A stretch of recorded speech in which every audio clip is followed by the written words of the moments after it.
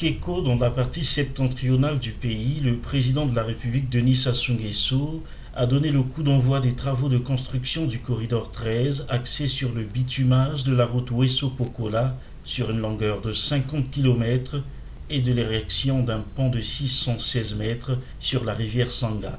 Ces travaux financés par la Banque de développement des États de l'Afrique centrale à hauteur de 99,7 milliards de francs CFA favoriseront non seulement la liaison routière Congo-Centrafrique-Tchad en passant par Pokola, mais aussi le désenclavement de cette contrée et l'intégration sous-régionale. L'intervention de la BDAC dans le cadre de cette première phase du projet concerne principalement le bitumage de la route tel que ça a été présenté. Elle inclut aussi quelques aménagements connexes au niveau de la ville de Pokola.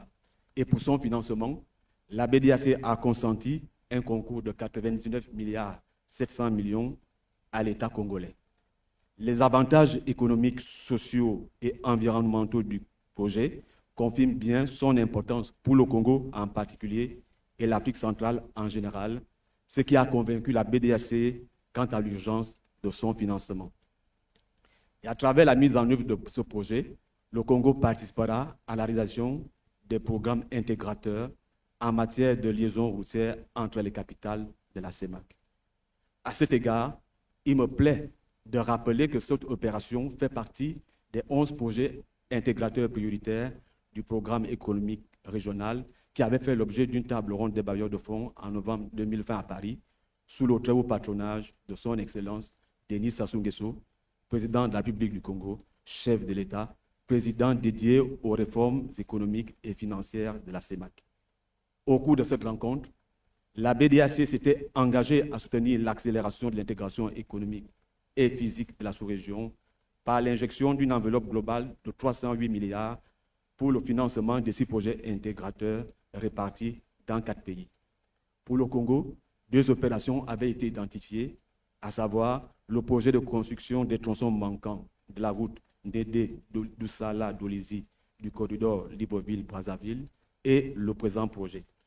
Aujourd'hui, toutes ces 2 opérations sont en cours de travaux. Je voudrais donc renouveler toute notre reconnaissance aux autorités de la République du Congo pour avoir fait confiance à la BDAC en sollicitant des financements. L'intérêt de cette route, c'est également le brassage des populations de la Sanga et celle de la Likwala. Les autorités locales, tout comme la population du département de la Sanga, voient en ce projet une étincelle d'espoir quant au développement de leur département ainsi que de son ouverture à d'autres horizons. Le président œuvre méthodiquement, je dirais même avec munitie, à poser à partir de Ouesso les jalons importants du désenclavement de la Likwala et atteindre la frontière avec la République centrafricaine. À noter que la durée de ce projet a été fixée à 3 ans. Les travaux seront réalisés par l'entreprise chinoise CRBC.